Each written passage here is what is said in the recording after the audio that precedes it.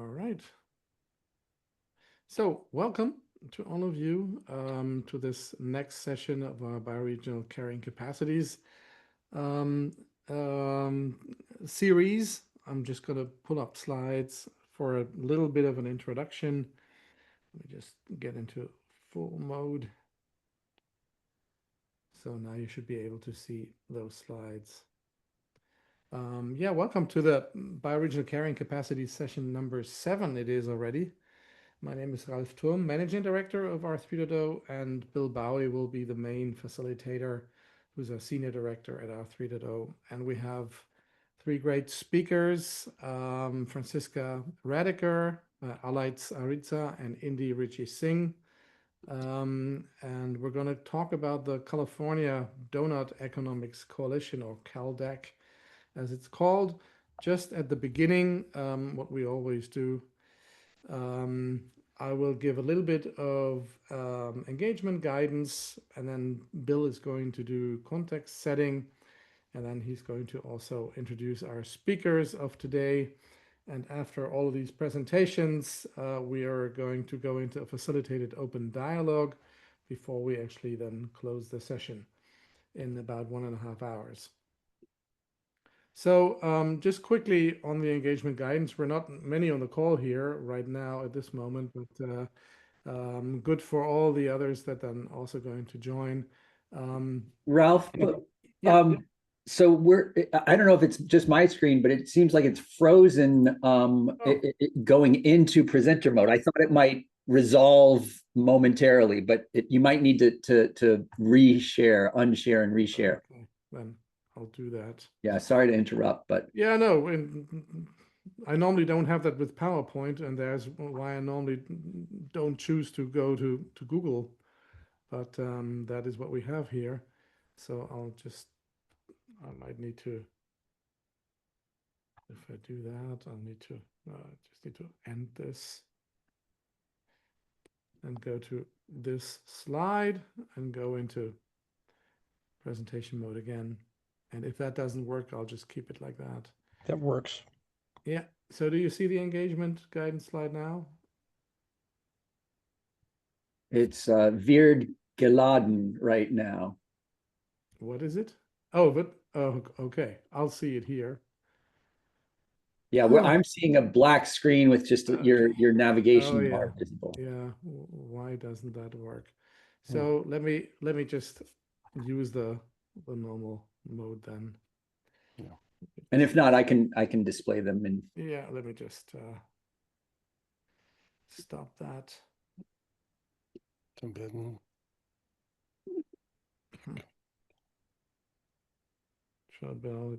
Wanted you to click in something. Yeah, I'm just checking in. So let's do it this way. And if that doesn't work, Bill, you'll need to handle it. Okay. Okay, this is what I can show. Okay, we'll go with that, Ralph. Go ahead. We'll go with that, and we'll have to find out what the problem is with that Google presentation. So our normal guidance is just simply that we ask participants to stay on mute when we're in listening mode. Definitely welcome your cameras on, but of course understand if there are instances where you can't do that. That's fully fine. We also have the habit, if questions come up, please put them into the chat sidebar as they occur, so that you don't forget them, and we'll curate them afterwards. As you know, we have a longer facilitated dialogue segment, so we want to pick those up at that moment. Sometimes when questions come up that are somewhat similar, we cluster them. For efficiency reasons, we may ask you to voice them yourselves. And then, of course, normal rules of behavior apply. Keep your questions succinct and be respectful to others. We also have a separate living resources document that's running in the background, and I guess Bill will put the link into the chat as well. So that we're not starting sort of like a side presentation or side conversations in the chat. That can be sometimes very distracting.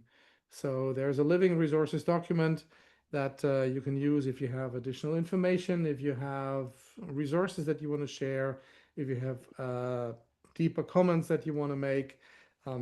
That's the place where you can add them whenever you want to. And that document will also remain available afterwards, so it can also be used as a living resource afterwards. If you want to add something, we prefer if you add your name before your contribution so that we know from whom it comes, if you want to be identified. If not, that's also fine. And then afterwards, on our bioregioning landing page on the R3.0 website, you would find the recording and the complete slide deck.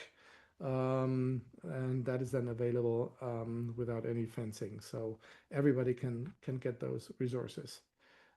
Yeah, those are just a couple of comments that I wanted to make. And Bill, I know you have more to say about the earlier sessions, and then we'll jump into today's session. Great, thanks, Ralph, and thanks everybody for both those of you attending in real time and those of you watching by video. I know that these have, we know from the statistics that these get good viewership afterwards. So this is the R3.0 Bioregional Carrying Capacities series. It launched last year in collaboration with the Design School for Regenerating Earth. And it was linked to a particular research proposal that we are still looking to pursue, looking to get funding for that. So we can, when we share these slides, you can get a link to that research proposal. We'll be updating that as we go forward. But we're, big thanks to the Design School for allowing us to launch this within that sort of bounded context. So it was just for Design School members in late 2024, early 2025. And then jointly, we decided to just open up publicly. So thanks to the Design School again for that, Joe Brewer and Penny Heipel. Here you can see the 6 sessions that have come before this. Those are also available on our landing page for this series on our website. I'm not going to take you through all of these. I will just mention that Franziska actually noticed that this series has encompassed the donut before now, in particular the Devon donut, the 5th session, and then mapping the planetary boundaries, particularly in the Cascadia context, was our last session. So, and of course, many of you who are here now and also will be watching this are very familiar with the donut concept. But some of you may not be, so we will go over that. Just a little bit of background on this particular session. I'll let the folks from CalDEC speak for themselves, but I'll just give a little bit of background that we at R3.0, of course, track anything donut related very closely. And so when the California Doughnut Economics Coalition came onto our onto our radar screen, we were super excited about this because really most of the activity had been happening at a city scale in donut land, or assessments were happening. There's a rich literature of assessments at the national scale, but there was less engagement at these intermediary scales. So having a very robust methodology developed for application at the state scale was really so exciting to us. And then when we participated in the launch events, I was frankly blown away by the quality of research that the CalDEC team has developed. And then we went into some background conversations about both application at the municipal level and more recently, really sort of applying this sort of at a next intermediary level, which is the bioregional level. And so in this presentation, there will be a combination of work that CalDEC has been doing and is very firm in, and then also some, provisional exploration, in particular in the part that Indy presents later, around, well, what would this look like at a bioregional scale? So I want to thank the CalDEC team for agreeing to present today. And we're going to kick things off. Ralph, you can go ahead to the next slide. We're going to kick things off with Franziska Raedeker, and she's going to give a broad introduction to the work of the California Doughnut Economics Coalition, to kind of tee up a deeper dive into the methodology and research by Alaitz after that. Alaitz, excuse me. After that. So Franziska, over to you. Thank you. We're very happy to be here today, and also that you've been along on the journey since we published the report. Have you turned the sharing on? Yeah, thank you. Give me just a sec. All right, can everyone see my screen? Okay, wonderful. Yes. So again, honored to be here, and we are aware that some of you are really deep already familiar with doughnut economics, and some might not be. So we're going to cover three sections here. I'm just going to do a brief recap of doughnut, and particularly explaining a bit about what the California Doughnut Economics Coalition is doing. Then we're going to have Alaitz talk about our research, both the snapshot that we published end of last year and the current deep dive report that's under development and will be launched later this summer. And then Indy is going to talk about the local application and bringing it to life. For those of you who are less familiar, but I'm going to go through quickly, what is doughnut economics? As you might know, developed by Kate Raworth, a self-declared renegade economist at the University of Oxford and also teaching at Amsterdam. She, back in 2017, wrote a book called Doughnut Economics: 7 Ways of Thinking Like a 21st Century Economist, which has been very inspiring to many people around the world. It juxtaposes kind of some of the fallacies of traditional neoliberal economic thinking with more holistic views of bringing in economics from ecological schools, feminist, indigenous approaches, regenerative, anything that has a more comprehensive view of economics, and really thinking in systems, changing the goal of the system. So it's really, the doughnut can be a holistic goal for an economy that tries to balance the well-being of people and nature. Also, it's a measurement tool. You can use it to understand how we as a globe are doing, how different countries are doing. Bill and Ralph talked about that. That's work that's being done at the University of Leeds, and also applied to local municipalities, bioregions, different places. There are, in the meantime, tools also for screening policies. Are they helping us promote more well-being for people and the planet or not? It can be applied as a business framework. How do business goals and operational setups and organizations measure up to that? How can they be designed intentionally in a way that helps promote those goals that go beyond financial metrics? And it has evolved into a global community. The Doughnut Economics Action Lab, DEAL, is really a wonderful platform. If you haven't been there, doughuteconomics.org, they provide so many tools for sharing the doughnut economics ideas, putting them into action. And this is kind of what brought us together also. The doughnut, again, this is the key image. You've seen it before, probably. The safe and just space for humanity, kind of the green ring, is where we want to be.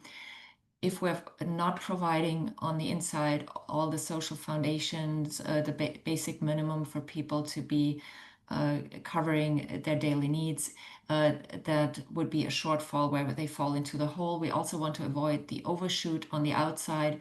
For those of you a bit more into that, I mean, you've talked about the planetary boundaries. Those are exactly the 9 planetary boundaries that the Stockholm Resilience Center had developed.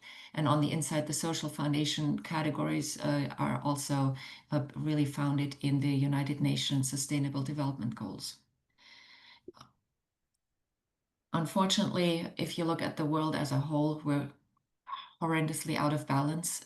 We are already overshooting 6 or maybe 7 out of the 9 boundaries that with the planetary ceiling, but also at the same time, not even meeting the social foundation for about 80% of humanity.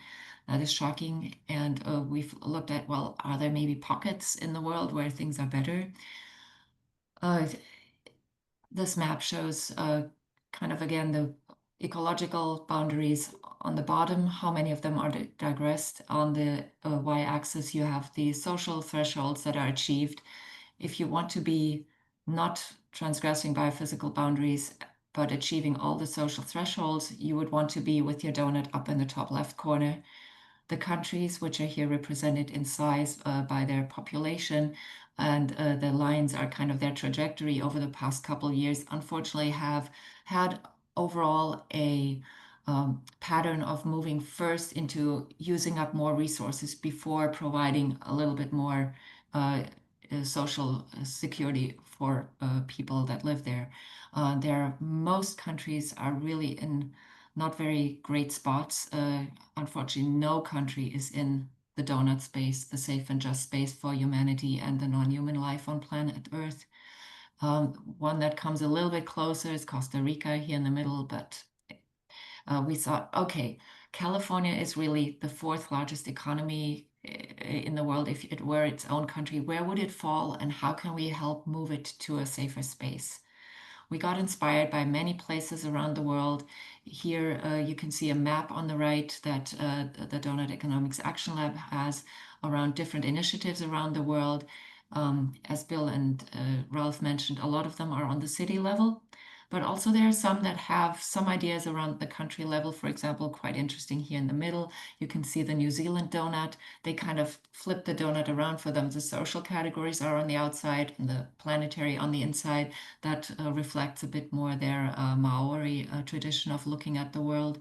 There are other places. So we took inspiration from a lot of those and then came together and said, well, let's do something here in California. Talk about that started about 5 years ago, but we became official at the end of 2023 as a nonprofit.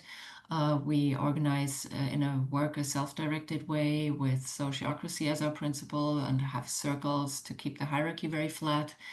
Our vision is really to create a California where people and planet can thrive together. And to do that, we have 4 things that we do, 4 parts of our strategy. We want to create a new economic narrative here in California. We don't want to do it alone, but we want to collaborate with the existing change makers, which is why we are a coalition. We have some partners out there. We want to really spark local and bioregional donut initiatives and policies. We really want to ideally influence state policy, but we're also supporting local initiatives and to have a really fact-based starting point and an assessment, what's our baseline. We wanted to first develop a donut snapshot of California. How are we doing? And with that, I'm going to hand it over to Alaitz, who's going to tell you how we're doing that. Great. Thanks so much, Franziska and Alaitz. We look forward to you presenting in a little bit more depth both a little bit about the research methodology, but more importantly the research results, both past and upcoming. So thank you so much for presenting on that. Thanks, Franziska, and thanks, Bill. It's nice to be here with you all. Can you see my screen? Yes, we can, in full screen mode, so we're good to go. Awesome. So I'll talk to you a little bit about, I started with California Doughnut Economics Coalition around 2 years ago. And yeah, it was really nice to be involved with the organization at that time. And it also led directly to my PhD works. And maybe we'll have time to talk a little bit more about that later in the presentation. But yeah, let's start today by focusing on the work we've done for the California Doughnut. Franziska mentioned we have two main reports, one that's already out looking at the data and the indicators. And most of what we talk about today is going to be from that first report, but we also have some preview of the next report, which will be out in the next weeks or months very soon. So that's going deeper into each section and talking a little bit about some of the indicators we might have not been able to include and some policy and justice lens as well. So yeah, we'll talk a little bit more about that too. We've mentioned the global donut and also the national donuts, and I just wanted to briefly mention one other gap that we were sort of trying to fill by making a California donut is in this national donut. That's really amazing work. I was able to hang out with Andrew Fanning recently at the Degrowth conference, and that was super cool for me. But I will say that they missed a little bit of the social foundation for places like the US, I think, because they had to choose something like a poverty line of $10 a day to capture that would be relevant for very rich countries and also for very poor countries. They had to make a very big compromise there. And so when we're focusing just in on California, of course, we're going to use a poverty line that's more in line with the California circumstances. So that just to give one small example, but we also were able to include two ecological indicators, well, two indicators for each category, but especially on the ecological side to capture both the global and the local lens of the donut. We'll talk a little bit more about that too. Here, they really focused on the global lens, but just to differentiate ourselves a little bit and talk about what we're trying to add on the more local level, even though California is, of course, the size of a country, as Franziska mentioned, the fourth largest economy in the world, and also just to position us within the other organizations that are working on this. So yeah, we were really hoping to measure California's current ecological overshoot and shortfall, reframe the economic performance to align better with social and ecological needs, inspire a wider adoption of the framework. And I added here at the end that we're really not only interested in, I think, policymakers or educators, but also anyone who's interested in what we're doing. So anyone and everyone, and also invite you to collaborate as we're continuing. This is a work in progress and we want to keep building on the indicators. I think something that's really powerful about the donut is not necessarily that we find the perfect indicator or the perfect target and then we're just aiming for it and we're on the right path, but just conceptualizing the world like this and meeting needs within limits and trying to find indicators and perfecting those indicators and thinking together about how to get there, I think is a really important part of the process. The process is the destination. And speaking of that process, some of our data validation partners, we didn't do this on our own. Of course, we did a lot of the initial research work, but we've been, as much as we can, verifying all the indicators with some people who've been working in the space a lot longer than we have. So here's just a quick shout out and thanks to them. And again, an invitation for you all or anyone on the call or listening to join us to join this team of people reviewing the sections and thinking about the data together. Yeah, so here is the California Doughnut, and you can see that we're falling short on 100% of social indicators. It's important to read the fine print here. 100% of social indicators fall short on delivering basic needs for all people, and maybe we should have all in bold there, because I think just looking at the headline, it can be a little bit of an overwhelming headline, but I hope it draws people in to look a little more closely. And of course, you can see below the average social shortfall is around 34%. So it's not that we're at 0% for all of our social indicators.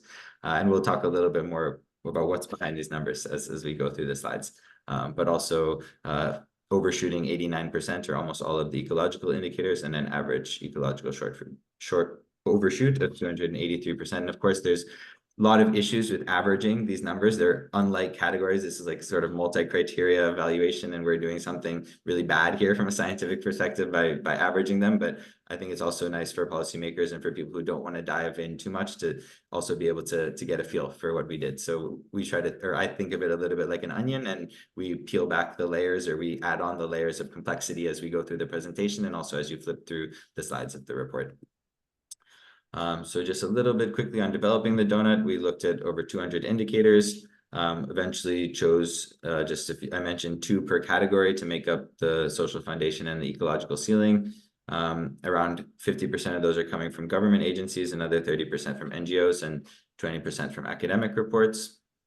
And around 10% have been updated for this upcoming 2025 deep dive report. I mentioned we wrote a longer section report for each one these sections, and that also included some external review where we maybe had some comments from the reviewers who are experts in the field. So there was some correction, perfecting of these indicators along the way. And as I said, we hope to keep doing that in time to come. So another invitation to be a part of that. So now we'll zoom in a little bit, this sort of next layer of complexity, as I mentioned. Here's the ecological ceiling, and I mentioned we tried to have 2 indicators for each one, and one from the global side and one from the local side. It wasn't always possible, but yeah, you can see the indicators, you can see the unit. They also have an abbreviation, so that's what appeared or will appear in the slides to come. You did where California is at, the desirable target, and then the level of overshoot and the year measured. I mentioned a few of these are still changing, and then the social foundation as well. Just make sure, didn't have anything else I wanted to say here. Oh yeah, I think I mentioned already for the social foundation, we chose really aspirational targets. So you'll see a lot of 0% in the 0 or 100% in the desirable column there. We found that was often easier to defend. And we thought of it as a compass leading towards where we're going. Like the compass is designed to point north, but the point of the compass is not to get to north, right? So maybe we're not thinking we necessarily need to fill up all of those categories, but that's what we're aiming for. And other studies, like I mentioned, we've mentioned the national studies done by Andrew Fanning, they often chose like a 5% threshold. Like if 95% of people in a category achieved that, whatever it was, like income or housing or whatever the indicator was, they would say that target has been met. Whereas we used, as you can see, this more strict threshold of 0 or 100%. And that's of course something we could debate and talk about what is the correct way to do it, but that's how we did it in this case. So now we'll talk a little bit more about the ecological ceiling. Here you can see the sort of visualization where we just mentioned have those shortened names. And also I think I mentioned quickly before, we tried to consider both local aspirations and global responsibilities. So in the context of California, we often considered that to be consumption-based indicators, which is what they used in those national studies. They use consumption-based indicators, which are generally measured using a technique called environmentally extended input-output assessment. This is where you track economic flows and you attach environmental extensions to them and see how they adjust when you track trade between nations. And this is something I'm also working on for the US states, for all US states, for my PhD project. So we had that for the more global side, and then for the local aspiration, we looked at something within California, for example. Yeah, we'll talk more about the specifics as we go on. Yeah. So here you can see the donut unrolled. This is like the next layer of the onion, the next layer of complexity. So here you see not only the small name greenhouse gas emissions, but you can also see that we're measuring footprint per capita here. I mentioned consumption-based perspective, and you can see the percent overshoot for this indicator. And then here for the local indicator, looking at climate change, we looked at renewable electricity or percent of electricity from non-renewable sources. And we chose to include solar, wind, and geothermal as our renewable sources. Another thing that's debatable, right? The state of California includes also hydropower and biomass. But thinking of the large environmental impacts behind hydropower and biomass, specifically in the state of California, we decided not to include them. This is something we can talk more about. And we include some sources about maybe why we didn't do that. Yeah, and I think I mentioned before we had that one overall spreadsheet, we had 2 spreadsheets, one where we focused on the local aspirations and another where we focused on these planetary boundaries. And we had a whole bunch of indicators. I think I mentioned around 200 that we were considering, that we then narrowed down. And we tried to not necessarily just discard them, but maybe include them in some way in these deep dive section reports that we'll get into a little bit later. I'll mention quickly, there also seems to be a real lack of consumption-based indicators on the state level. There've been quite a lot of really good research on the national level.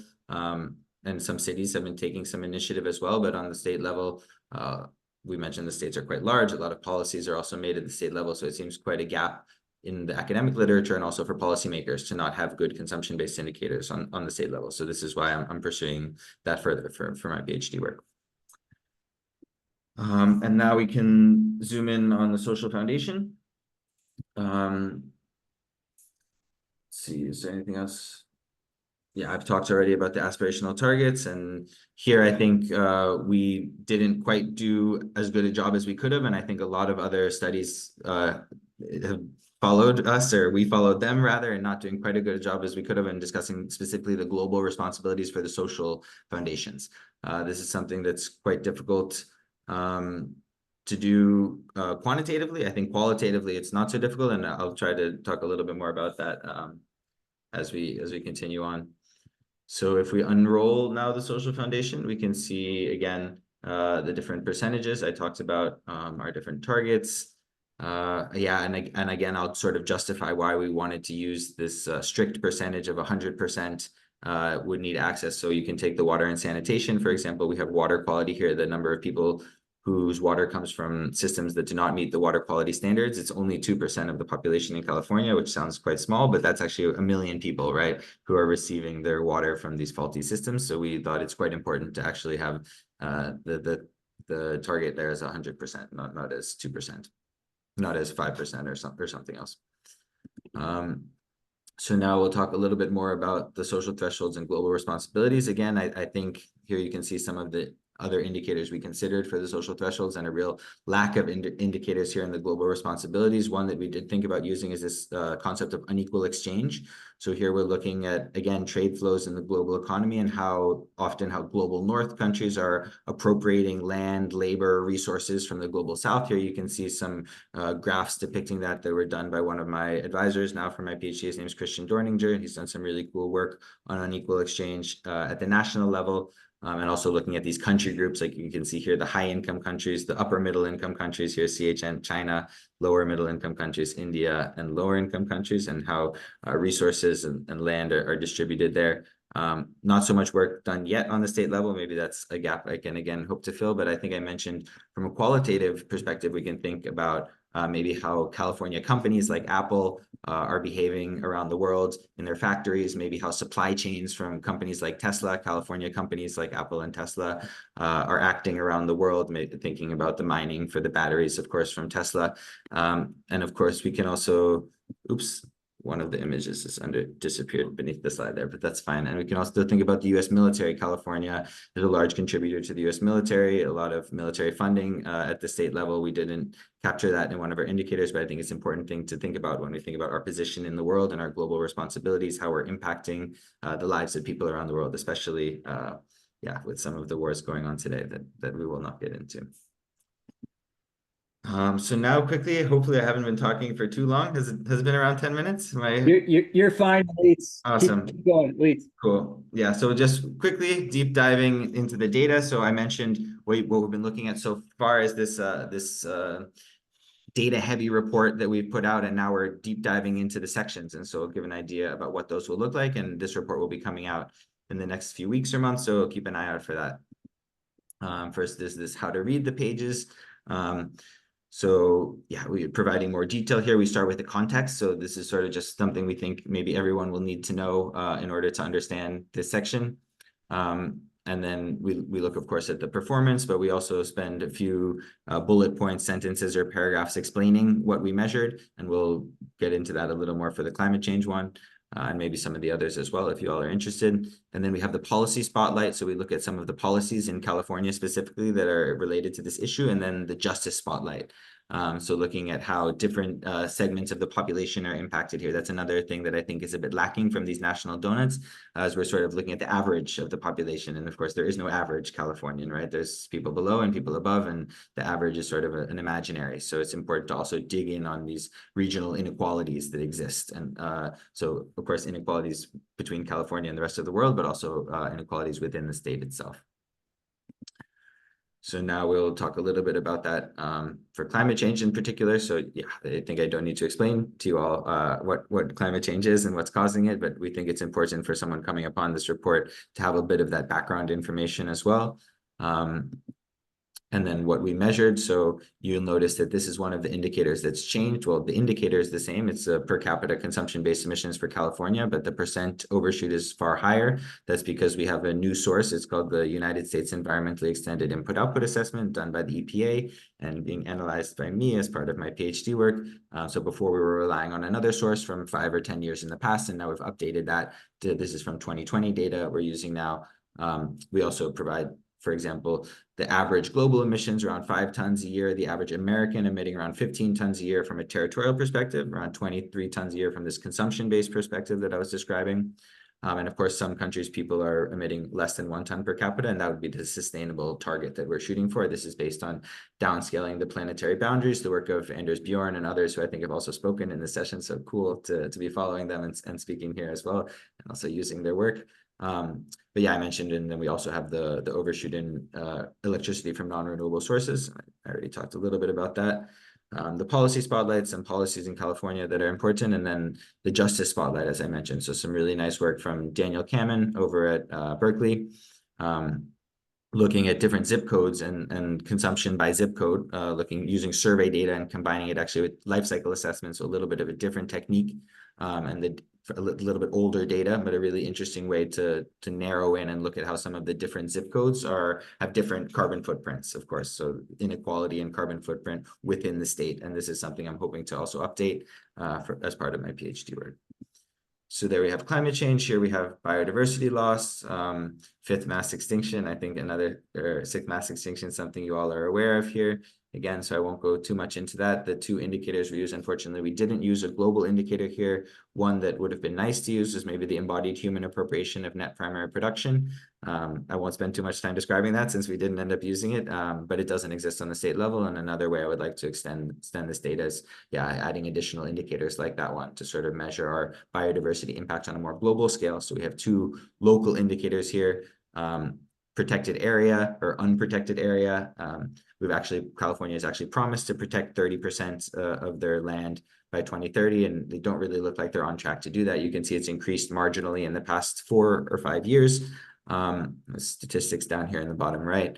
But we actually hold them to a higher standard, and we push for this 50% of land to be protected, which follows the IUCN and UN targets, and many academics who push for that as well. And I'll mention quickly here, it's often easier to find indicators than it is targets, because a lot of scientists are doing work to measure these things, but the planetary boundaries framework was a little bit novel in a sense that it brought back this idea of limits and thought we really need to compare it to something real. And Anders Bjorn, again, has been doing some work related to that with this idea of absolute sustainability assessment. And I think that's quite important to avoid these relative comparisons, like, maybe we're doing a little better than last year, but how good are we really doing compared to this more absolute target? So we have here for protected area, the 50% target, and then the extinction per million species per year. We know we're about between 100 and 1,000 times over that. I'm sorry, between 10 and 100 times the natural rate of extinction. And in California, it's something similar, which puts us at around 1,000% over the boundary. And then here we look at the state of the US. Well, first we spend a little bit of time quickly mentioning about indigenous communities and their role in protecting land, because if you only look at this first part here, you think, or do they just want to protect land and they're not really thinking about communities and this fortress conservation? Well, of course, there's no perfect indicators, but we did try to also include that it should really be indigenous community-based conservation areas that are protecting the land. And this isn't an idea to force the humans off of the land, but rather that land needs to be protected for humans and nature to live together. And here we see areas of the United States with species most at risk, and also with conserved areas, and where those overlaps are and where there might be an opportunity to conserve more areas. And in California, there's a specific hotspot for biodiversity and a large potential to conserve areas with a high potential to benefit biodiversity. And here we had some reviewers, again, who were, for both the climate change and the biodiversity, we got reviewers who are doing this research and to review it and get some comments and feedback from them. So that's really nice. And yeah, I think I'll finish up there, and I'll just leave it here. And I'll say, please, did I go on to, please, if in the question section, feel free to ask me more about my PhD research. This is the estimating environmental footprints for US states. We can also talk a little more about some of those other sections. We talked about 2 of them just now, but we could zoom in on a few more of them. We could also look at the model itself, explore the spreadsheet, and talk more about the methods and the calculation together. So I'm very open for any of these. These are suggested questions. Of course, you can ask me about anything you like, and I'll finish there. Wow. All right, thank you. I think you're even hearing the how much we're impressed by that, Alaitz. I'm blown away again. I was blown away, as I mentioned, the first time I saw this, and it's getting even more granular and the methodology even more robust. So thank you so much, both for the presenting of it and for doing the work in the first place. I know that that's clearly a big, a heavy lift that you've got there. So now, thanks, and a big shout out to the rest of the team as well, because it's really a team effort, the whole team, but especially Julia and Franziska. We had volunteers as well, Jamie and John writing sections as well. So just, yeah, it wasn't only me, big team effort. So thank you for that, Bill. Appreciate it. that's great. Thank you for modeling real appreciation, spreading it across all of where it's due. So thank you for that. So now we transition to the more, I mean, I know that Indy will be presenting actual work that's going on, particularly at, localized levels, but really sort of more kind of conceptually thinking of, what would this look like at the bioregional scale, which is, of course, our primary focus in this series. So Indy, over to you for that.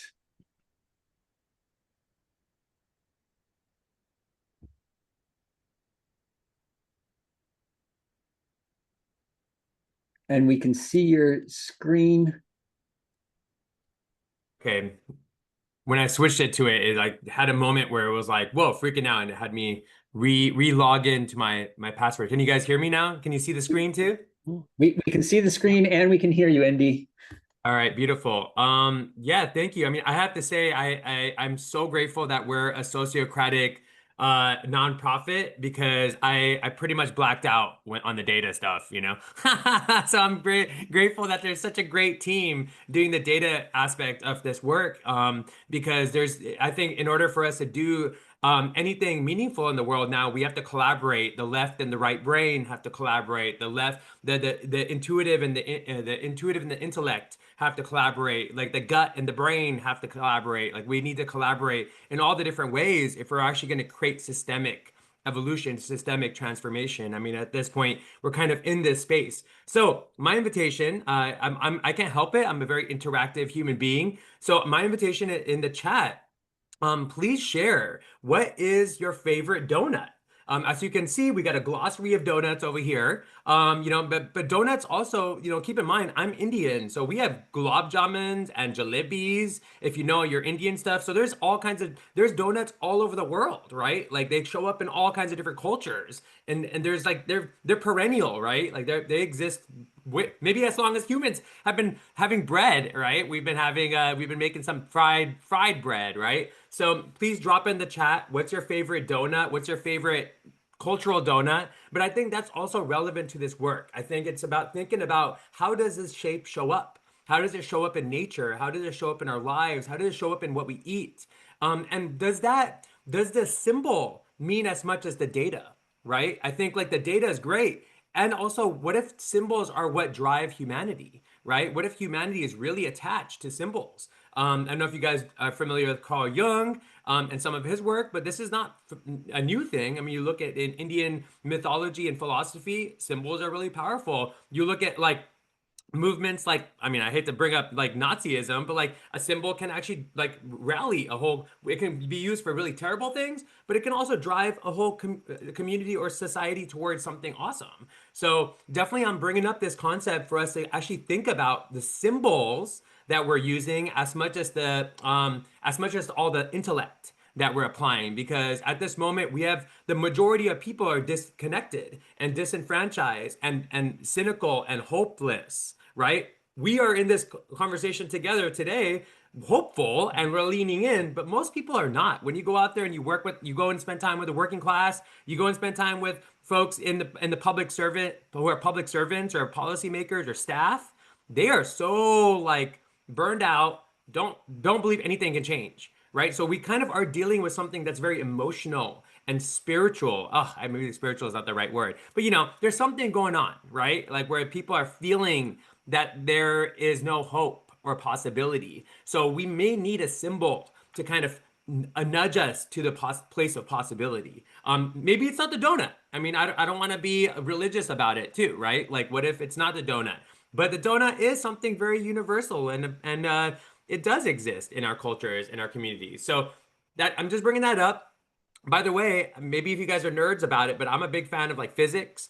The torus is kind of cool, magnetic fields. The human body creates a magnetic field that looks like a donut too. Like we have an auric, it's called a peripersonal space. The aura, that's a scientist call it peripersonal space. But like we have, based on our levels of meditation and taking care of ourselves, we can actually create a donut around us, and it can extend depending on our sense of awareness as well, and our microbiome as well, because our microbiome extends beyond us, our bodies as well. And I'm also sharing this concept into this space, into this conversation. I feel in sharing this particular aspect of where my zone of genius comes into California Doughnut Economics Coalition and some of the other colleagues in our communication circle for sociocracy and our way of outreach and our way of reaching out and pollinating what we're doing. I think it's important for us to look at the shadow, right? And to really face the shadow, right? And not pretend like the shadow doesn't exist.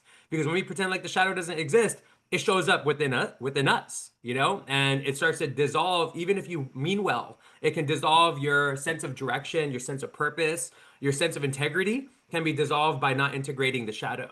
So in that sense, we have to recognize, like, how can we create a localized movement, a local to global movement that acknowledges what's behind some of the biggest challenges of what we're dealing with. And for me, I'm a big student of understanding, like studying bureaucracy. Personally, since 2016, I've been like diving head on into like, why is government so like, how do like some of the worst people on the planet end up becoming the leaders in our government? Like, how is that happening? Like, I grew up thinking the smartest, most, gifted people become leaders, but that's not happening all over the world. So like, how was it happening? So as I studied it, I got into like local government. I've been a commissioner. I've like gotten involved in government, local government. I found that this is very true. This idea of the banality of evil. And maybe some of y'all are familiar with it. If you're not, maybe you could drop. I'll drop this link of this video in the chat and in the notes that Bill shared. This is a great video to kind of understand how the technocrats are kind of using the banality of evil at this point. Like it's like purposely being used, like strategically being used at this point, right? You saw it with the Doge situation. We need to start to acknowledge actually that there is something afoot, and the banality of evil is like actually a tool of power and control, right? And so how do we deal with that? We'll get into that in a little bit, but I just want to bring these ideas and concepts into the forefront that, okay, is bureaucracy boring? Yes. Is getting involved in government in any meaningful way boring? Yes, it is. Is there a cult of personality? Like even us, right? In this movement of regeneration, all this stuff. Look at how many, like you, Bill, you brought up Lila June, right? 100 people showed up for that. But like, that's a cult of personality. Even within our spaces of regeneration, we have this cult of personality that's leading us, not necessarily the direction of liberation. For all of us, it's like, we're following popular people rather than being like, wait, what's the nitty gritty that's going to get us to the place we need to get to? And it might not be sexy. It might not be the indigenous person that everybody's popular about. It might actually be the indigenous person that's telling us to work in the field and come join me, and then we'll talk, So I think, and like, I'm glad that Alaitz brought in the indigenous community. I work a lot with indigenous folks around California that are actually the ecological stewards, and they're often doing it by themselves. And like, how can we also show up in mass, and we can still talk about the data stuff, but we can also do the labor with them as well, which is actually the hardest part, right? So, and they're not cults of personality, the folks that are working on the land, in the fields, in the watersheds, right? Like they're doing it, and they don't have even a social media platform, right? So I'm sharing this concept to you guys. During the pandemic, we created a technology cooperative. There was a group of about like 10 of us. We spent about a year researching, interviewing different people who study democracy all around the world, different democracy practices. And one of my, mentors, Tom Atlee, who, coined the term "wise democracy." So we spent a lot of time just interviewing, talking to a bunch of people all across all across the world. And we came up with this concept of like creating this flow of, and this is kind of what we came up with in the sense of like, this is what works around the world with or without the government, right? So like folks have used this, like in South Korea, they're like doing this now with the government, right? But there are organizations and communities around the world, especially like in India, where they're like doing things like the farming communities and the worker communities. They're starting to do things because of the farmers' protests that happened a couple of years ago. In India, they're starting to like just take control of their own resources out there and more bioregional resilience. But also the Zapatistas in Mexico, who are still the only community in the world that haven't been taken over by NAFTA, right? And by the neoliberal movement around the world. So how are they doing it? They're doing this process of this circular process, which, by the way, here's the donut again, right? I know this shape looks familiar, but like taking things from a heartstorm place, I mean, kickstarting a concept, get heartstorming around it, like having folks gather and connect. But I say heartstorming on purpose. That's a word that I coined with the intention that like maybe we got to get out of our head and actually feel good when we come together, like feel nourished, feel like our hearts are being filled and cared for, and still doing the brain processing, right? But actually coming from a place where our hearts are filled and cared for, right? I think there's a big difference between showing up and using our head and actually like getting our body nourished, our mind nourished, our spirit nourished, right? Our community being nourished, right? And then the planning aspect of it is actually like, yeah, strategizing, planning, what's the call to action? And then starting it back over up again and creating this cycle, this loop, right? So I'm gonna keep going with this. Some of y'all might be familiar with the hero's journey. That's also a donut, right? Interesting. See, the shape keeps showing up, right? So I feel it's important for us to understand this concept to the right of this hero's journey is something that a colleague of mine he has a company called Story Seer. He worked with us with Cosmic Labyrinth, and Cosmic Labyrinth, by the way, is a collective I'm a part of, an eco collective of burned out professionals that we do nature-based festivals. So we actually build compost systems on farms, or we build eco toilets on restoration projects, or we just come in and do projects to help restoration happen. And then we also make it a festival. And we bring in cultural aspects. We bring in indigenous people to reconnect to the land. We also just make it intercultural, interspiritual, interdisciplinary, but we make it fun. So we make the work and the labor fun. That's really important for us to change the relationship to work and labor. So it's not just, we're just paying some poor people to do the labor. We want to change that whole vibe, right? But one of the things that has come from our work is actually taking what you saw before, the kickstarting to the heartstorming to the planning, and connecting it to kind of how can, when we gather and we do these citizen assemblies, when we do these gatherings around doughnut economics, for example, how do we actually make it a process that can be replicated, but also it's kind of connecting us to a hero's journey aspect of what we're doing. So it's like, it can be scaled, right? It can be fractalized. You can have one event that happens one day and it can fit this 5-act story, right? But then it can also fit a season of events that are happening that can also be its own 5-act story. And then it could be a whole year that can be its own 5-act story, right? And so kind of allowing people to realize that, how do we tell this story? I like Alaitz brought this up too before. How do we create the Doughnut Plus story of taking people from, okay, here's where we're challenged, but here's where we succeed. Where is the positive aspect? Where is it when we succeed in the story, where do we go, right? And so I think that's important for us to also think about and start to dream into and imagine into that we're in a story. How does this story go? And especially when you talk about the state of California, we got a powerful story that can actually inform the rest of the planet. How can we make this story something that takes us from crisis to actually vision and then actuating that vision, right? Because if we stay in the crisis, we're not going to make that vision happen, right? That's really important for us to recognize. I think this is also really important for us to, think about the different ways that local aspirations and global responsibilities, how they can intersect a little bit more. I think it's really critical for us to actually spend as much time and energy using our mental faculty, right? Our mental energy, imagining and talking about what's possible. It needs to be more for us to get there than talking about the problems. Think about the mathematics of that for a second. Your mental energy, right? Our intellectual energy, it's very valuable. However, how much time do we spend thinking about the problem and talking about the problem? Can we ever get beyond that problem if we're only talking about the problem and not the solutions and not what's possible based on what are the things that need to happen to do that, right?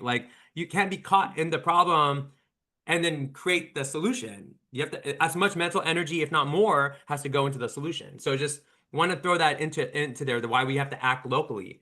So that's what's happening now, right? We're now leveraging this act locally to become, like somebody recently reached out to me to start a San Francisco donut and asked me to be the baby dad. I'm the donut daddy. Like, donut daddy, can you help? Sorry. So I like this idea of us being like, we're like the donut daddy and donut mommies. If anybody wants to start a donut in San Jose, San Diego, Placer County has reached out to us. One of the really cool things about some of these projects that are reaching out to us, some of them are like, we want to do it autonomously. Some of them are like, can we get some support from you and support? And it's like, awesome. It's like, yes, we're down to do both. We're not attached to having any sort of control. This needs to be a decentralized approach, a mycelial approach. At the same time, one of the, like I showed you guys in the eco-cultural aspect of it, is really important for us to encourage folks to do gatherings that are outdoors, that are connected to nature, that are feeding everybody, that have this sense of taking care of the community, right? And not just talking about the data and not just talking about the intellectual stuff, but actually building the culture, right? Is really important as well. So that's really, whenever we do coach up any of these communities to do stuff, we're like, hey, there needs to be a cultural aspect. There needs to be a little bit of ritual theater, right? We got to make it something that kids want to come to, that adults want to come to, that seniors want to come to, like everybody's welcome, right? It's not a place that's like only heavy on the mind. We want the mind, body, spirit, everything to be filled at these events. One of the other things I think I want to bring this up to you guys too. We had a reach out from Placer County, and we welcome more of these interactions with different communities of actually donut economics becoming a way for philanthropy, government, businesses, farmers to actually come together around a table and actually like put all the money and all the resources towards fixing their donut for their community, so that the funding actually goes to the places that are going to heal the donut. So imagine the donut is like it's like a holistic medical report for any system. And there's leaks happening. We saw the California leak happening, right? So like, how can impact investing, how can philanthropy, how can government actually be healing that donut together, right? And so that's been kind of cool that that's starting to kind of sprout, right, out of the work that we're doing, right, out of the mulch and the compost that we've been building. It's like, oh, you've seen these sprouts of people being like, oh, wow, this might be a framework to bring all these different things, which are, philanthropy, impact investing, they're not. Actually, I mean, when I speak to people in the climate impact investing world, they're burned out because they're not seeing the effects of what they've been investing and what they're supporting, right? So and even philanthropy has been struggling with actually seeing the impacts of what, I mean, in fact, it's getting harder. Like everything's getting worse for a lot of folks in the world of doing good, right? With money. Here are some pictures from events that we've done. This was a donut disaster resilience gathering where we brought in indigenous folks to teach about food, learning about indigenous foodways, right? And so we can have built food resilience from the indigenous perspective using acorns and using building with willows. But we also talked about disasters in relation to the donut. So we use the donut to give the framework to be like, hey, look, we're in a disaster. Now what do we do? Right, and bringing the community together at a environmental education center, right, out on the Bay Delta.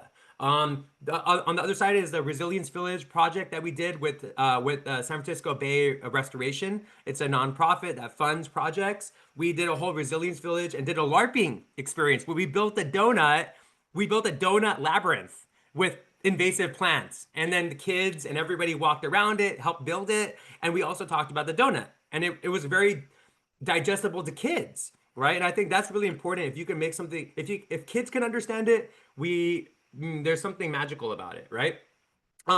These are some links I'm going to share also in the chat. We've been doing these eco festivals around the donut festivals, donut eco festivals, whatever you want to call it. We're possibly going to be working with the Global Donut Day as well in September October, to do a bigger one somewhere in California. So keep an eye out for that. If you can join or come out, if you guys are around the world, or maybe you need to do a donut eco festival where you live, right?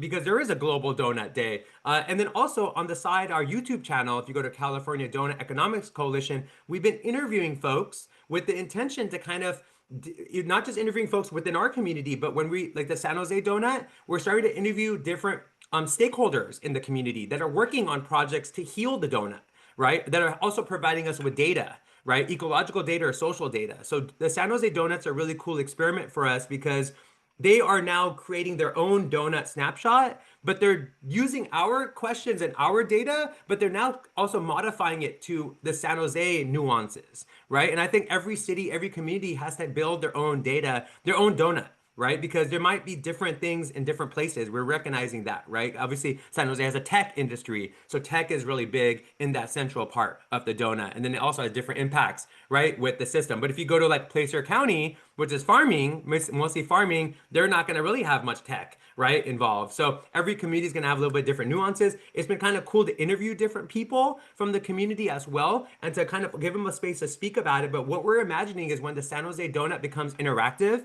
you're going to actually be able to click on the different parts of that interactive part of the donut and see the videos of the people and eventually even go and volunteer with those organizations that are working at different aspects of the social or ecological indicators. So that's kind of the way we're thinking about gamifying it, right?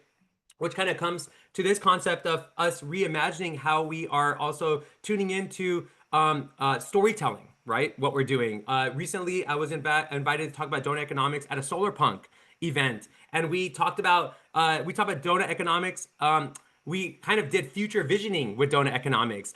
If we did, what would be the projects that would help heal the donut in 2050, right? And it was so cool. People had already projects, or they invented projects, and then they collaborated with each other to heal the donut over the next 25 years, right? Which is super cool to see people actually collaborating in that positive way, but also in a realistic, pragmatic way. So I think we need to create more of those spaces and the storytelling for us to actually inspire and motivate us. I also dropped the link in the chat. We got featured on PBS on a show called Climate California. The show is super positive. If you guys got kids or grandkids, really recommend watching it with them.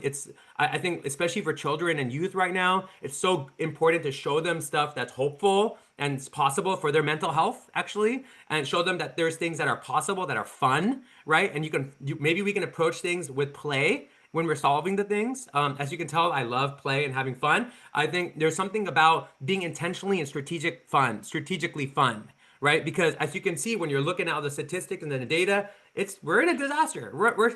The disasters are stacked. You don't need an acute disaster right now. We are in the disaster. And then the acute disaster happens and you find out, oh yeah, it's really harmful, right? We are already in a stacked disaster. How can we start to be more playful about approaching it? By the way, when you use play, your brain works better, right? We use our prefrontal cortex better. We have better neuroplasticity. We get in our vagus nerve, our amygdala shrinks, right? When we get into a play-based mentality, right? We actually are better problem solvers when we're playing, right? And yet we try to be too serious sometimes, and that seriousness actually blocks us, right? We can still have integrity with the situations and the problems, but I feel, in my hypothesis, we need to be play at this. It's almost like a right that we need to enact and practice. And last but not least, I'm gonna leave you guys with this, question. Can we gamify the actions and coalitions needed to heal the donut, right? One of our dreams with Cosmic Labyrinth is to actually use the donut economic framework to create like in a video game like SimCity, or if you're playing a one-player game or solo player game, you have like a medical report, right, of your system or your player. So how can people actually see this medical report? And by going and volunteering at a local farm, regenerative farm, or going and cleaning up their watershed, they can actually see the effects of that in real time. Like they can submit their report of going and volunteering at the senior center, and then that's affecting the healthcare indicator, right? So that's one of our dreams, is to gamify the aspects of healing the donut and actually letting that be in real time. That's maybe closer than we know, because we're starting to connect a lot with people here in the Bay Area that are developers and designers and coders. And maybe we're thinking about, how do we do a heartathon or a donut-thon where we can build actually together. We can build the architecture that can help support this, but also become a tool of communication with policymakers as well. But it's also a tool for the community to be educated and understand what's happening. So that's my time. 9/11, boom, perfect. All right. Well, I must say that may be the most energetic presentation we've had on this session or any of our other sessions. Indy, thank you so much for really your inspired presentation and energizing us all in that way and inspiring. Thank you so much for that. This tees us up. We've got about 20 minutes for our Q&A, and we've got a relatively small group here. So I think that we can have a nice, perhaps more organic conversation. There were some questions in the sidebar. Gil, you had asked one was, fairly just straightforward about, information on the animation of the graphics. We might want to get that voiced and answered on the recording. And then you had another question. So if you could just pose those questions so that we get them onto the recording and get them then answered here in plenary, that would be great. Sure. Thanks, Bill. And thank everybody for the presentation. So I was really struck, well, it's terrific work. So I'm not going to laud you with superlatives. I'm really impressed by what you've done and excited to see where it's going. I was really struck by the 2x2 showing the array of countries on planetary overshoot and social undershoot. And would love to see that animated the way Johan Rockstrom has done with his work to see how those dots move over time. Has there been any effort to do that, and is there any capability to do that given sufficiency of data? But that would be fascinating to see because one assumes that everybody's mostly moving in the wrong direction, but maybe there's little bits of slowing or reversal, and it'd be great to be able to identify that visually. Yeah, I What's think, question one? Franziska shared the link for that already, the Good Life for All website, where that was taken from. And on the website, I want to say it's 1992 to 2015 is the years they have. So you can like pull a slider. Oh, great. See how it's moving over that time. And another one I'd recommend is it's a little different, but it's called the Sustainable Development Index. It was developed by Jason Hickel, and it takes the Human Development Index and it adds a sufficiency level for the income, and then it divides it by material footprint and carbon footprint, and it's another indicator, but they have really nice bubble charts that show the change over time for that one as well. So those are two options to see those visualizations over time. Could you put those links in the chat again? Sure. Yeah, we can. A lot has scrolled by in the last hour or so. Great. And Gil, I'll just mention for the recording before your next question. So those of you watching the recording, we do have a resources document, a living resources document, so it doesn't disappear from the chat. We're harvesting it, and folks can also add more to that. So that link will be on our website on the Bioregional Carrying Capacities series landing page. So over to you for the next question, Gil, and then Ralph, you're up after that. Yeah, thanks. The other question is, Gil, let me answer that question too, because I have some perspective. We have been interacting with county and city officials. I haven't personally, I know Julian has met with the governor's office, but we've had people from the governor's office come to our events where we talk about donut economics, and they're engaged and curious. We've also had folks from county and city, San Jose, as well as Contra Costa, that have shown up at our things and are really curious. They're holding the information and data, and they're curious about getting the bigger report. So that is potentially a strategy we're looking at, is presenting at the county meetings, at the city meetings, and kind of leaning into planting it with the sustainability coordinators in those areas as well.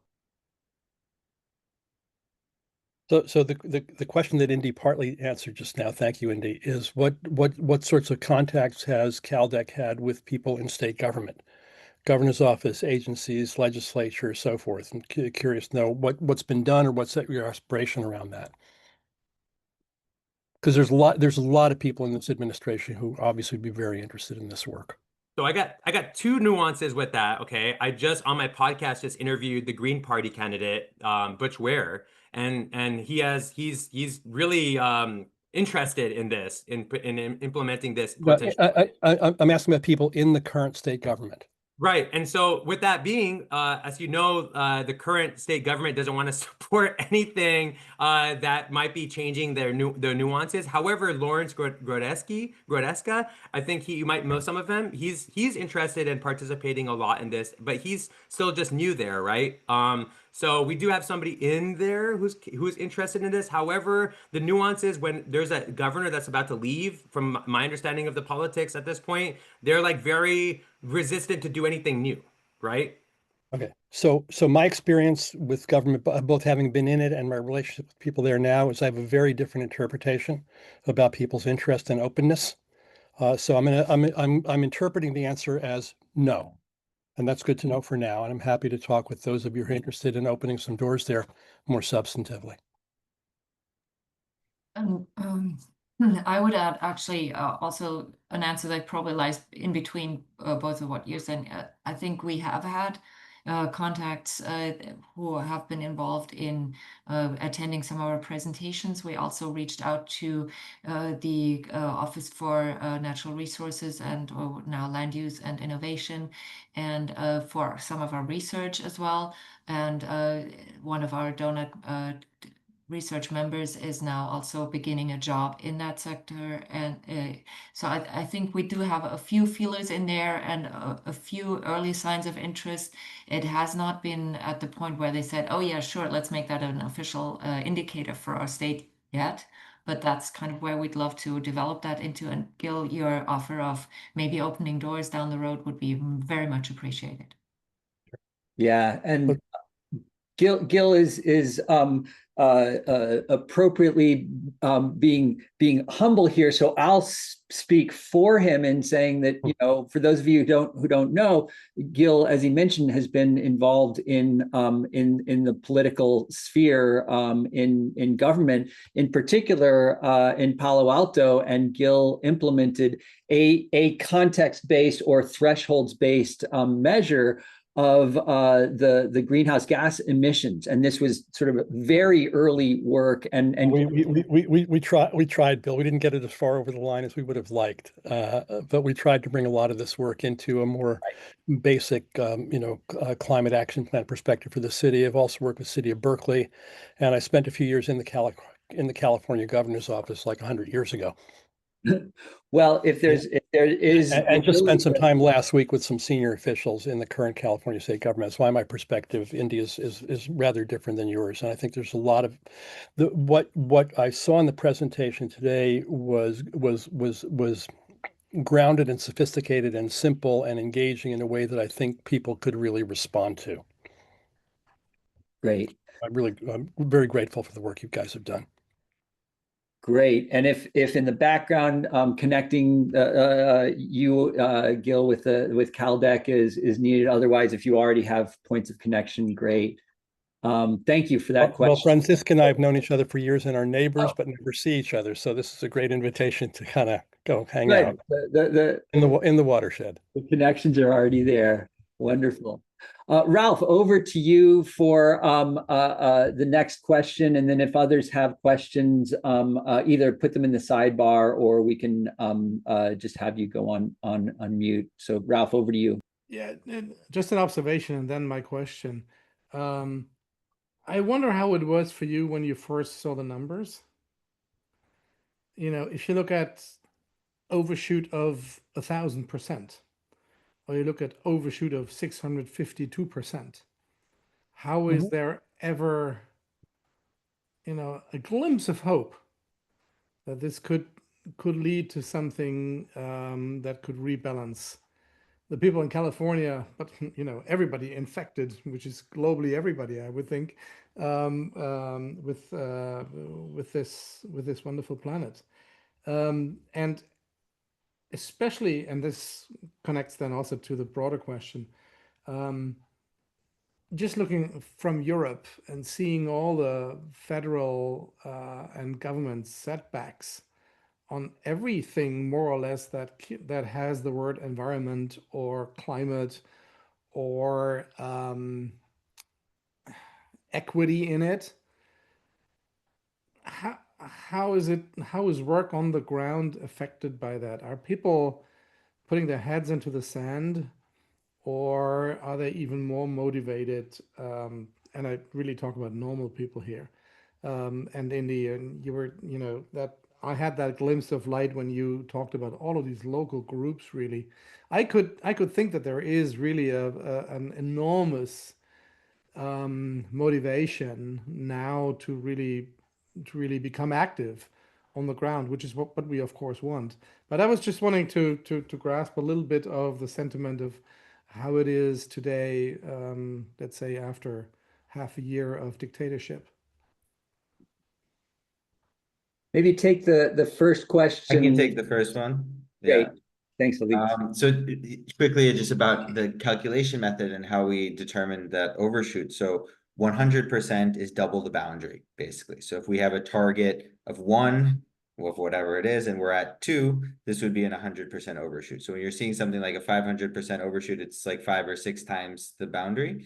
And I guess I personally wasn't surprised because it fit with the National Doughnut actually for that. So I mentioned that for the social foundation, we choose more strict targets, and we had a lot more shortfall than the National Doughnut. But for the Global Doughnut, actually, our overshoot is pretty much in line. And I guess especially for the global part of our of the environmental side, particularly, we expected it to be right in line. Maybe what was a little bit surprising is that on the local side, we were falling short maybe a little more than we might have expected for the local California nature as well. But yeah, it wasn't so far off, I think, from the National Doughnut and what we expected.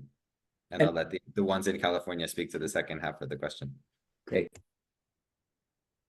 Yeah, maybe I can address both a little bit the first and the second. So aside from how we measured it, and that was not a big surprise, to me, it really feels that once you're over the boundary, the difference between 200% over or 1,000% over still is there, but at some point you kind of lose the sense for that relation, the same way as that somebody who's earning hundreds of millions of dollars versus a multi-billionaire, it doesn't matter, it's not the right direction, right?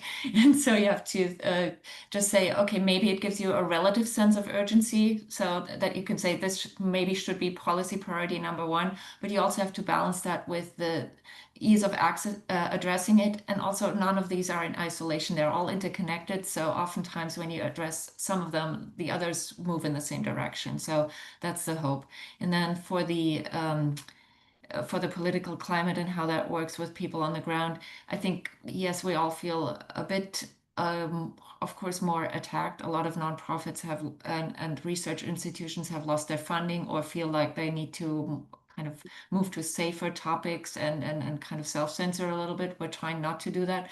At the same time, it has had that effect of saying, well, now it's even more important to act against that onslaught, but also on a local basis where we really can affect something and where it really makes a lot more sense. So I think we've seen the dual effect. I think most activists also realize they have to take a little bit more time for self-care and staying sane in all this craziness.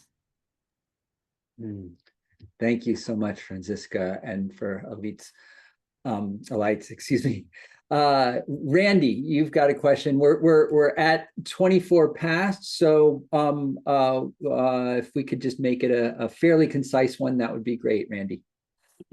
I'll try my best. Yeah, I wanted to circle back to Alaitz. Nice to see you again, of course.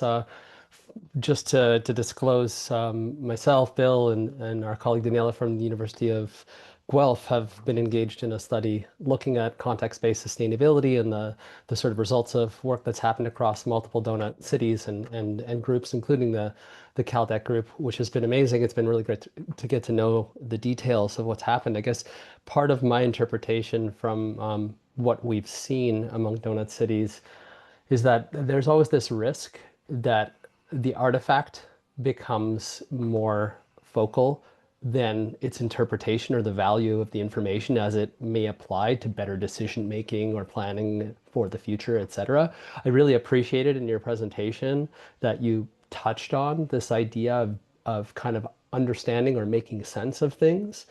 And I'm curious, I guess going back to the point just made about percentages, ultimately, there isn't a meaningful way to normalize scores against different thresholds because they mean vastly different things. If I take the example of the work that we did with Nanaimo, having a drop in availability of water supply below 30% was considered an emergency, whereas, a 1 or 2 murders in the community over the course of a year, which would be a very low percentage below a threshold that they would have set of 0, would ultimately have meant something very, very different. So the percentages ultimately don't mean much compared to one another. And I'm curious, based on where you're going and the importance of this interpretation, how have you learned, and perhaps what opportunities do you see as you begin to wade into this area of making sense of what the outcomes mean, both individually and systemically, understanding that some indicators are far more relevant or point to much more immediate or important risks than others, et cetera. Is that part of the sphere of your research and inquiry, or is that still a stretch, and does that depend on the organizations who choose to use the information more so than your own effort?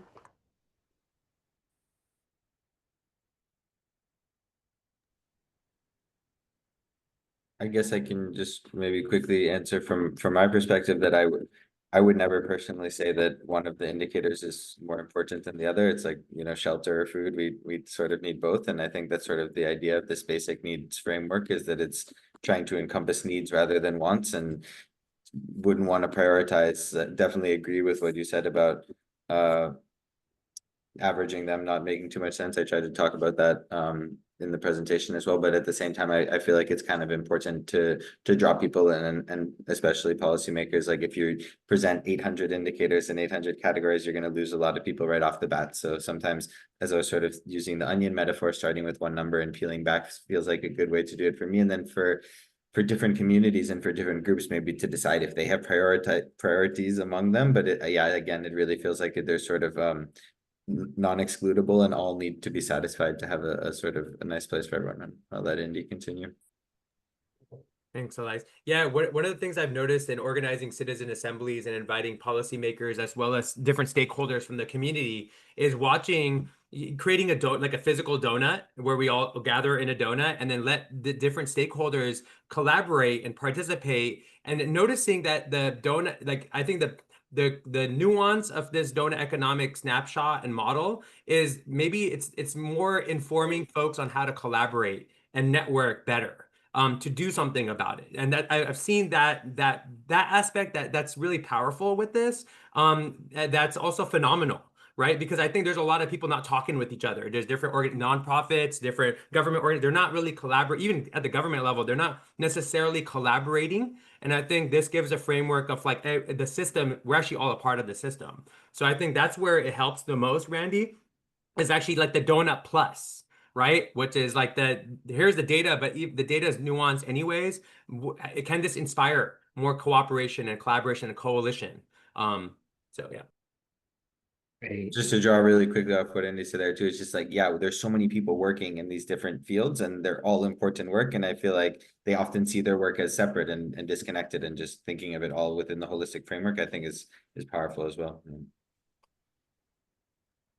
Great. Well, thank you. We've come to the end of our time together. So we have a few things that we'll mention in terms of looking forward to the future.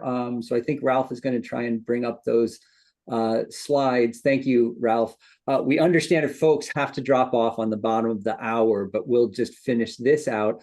First thing I want to say before even getting into this is huge thank you to Franziska, to Alaitz, and to Indy for these wonderful presentations that really, ran a spectrum of presentation styles. I think that there's a real richness to this particular session due to that. And thanks to you all for the really rich questions. This was a great back and forth.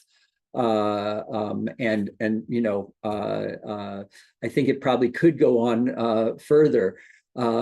So we'll take that into the virtual space. So in terms of continuing on, we have this bioregional carrying capacities series that will be ongoing. I have a preliminary communications about the next session, but nothing nailed down yet. So unfortunately, can't announce that right now. So please keep an eye on that website, on our the landing page on our website. We also have a sister series, the Open Dialogue on Bioregioning series. So that's on the next slide. If you can advance it, Ralph, it looks like it might be frozen again. But in any case, we have an Open Dialogue series, which is a similar format to this. It's just the broader scope of bioregionalism in general, instead of this very specific slice of bioregionalism. And that's also has its own landing page on the website and has an equal number of sessions that have happened over the last since the beginning of the year. So those are two series that we continue to do. And the Open Dialogue series in particular, we're choosing topics that tee up our conference in September. So we have an annual conference. This is our 12th. It will be all online, and it will be all devoted to the topic of bioregionalism. That's new this year. We used to have a much broader scope of thematic interest. Now we're honing just in on bioregionalism as our organization has committed to that thematic priority as well. So that happens online. Concurrently, we are inviting expressions of interests from bioregions to host what we're calling confluences. This is a format that a partner of ours prototyped and piloted last year successfully in Belgium. And so now we've invited bioregional groups to host these confluences, and we've gotten response from over 40. So we have 40 that are on board to do it, and they are across all six continents. We don't have anybody in Antarctica, but we're feeling pretty good about getting the other six continents. So that expression of interest remains open. You can find that link on our website. And then finally, we have this guidance document, and that community of confluencers, we're meeting on a monthly basis. We just had our last meeting, and we're starting this process of planting seeds for moving from this confluence format to the Bioregional Congress format. That's something that has a half-century history of enactment, particularly here in the United States at the bioregional level, and about a 30-year history that has gone dormant at the continental scale, although I'm in conversations on revitalizing that continental scale congressing here in North America, where it's been most robust in the past. But our vision is to have bioregional scale congressing, which integrates governance into the practice, having that at the bioregional scale next year, continental scale the year after that, and planetary scale in 2028. So that just gives you a sense of where we at R3.0 are heading in our bioregional work over the coming years. So with that, I just want to thank all of you for participating. Thanks again to you all as speakers. Thanks to the questioners, and also thanks to folks who are watching this on recording. Have a great rest of your day. Take care.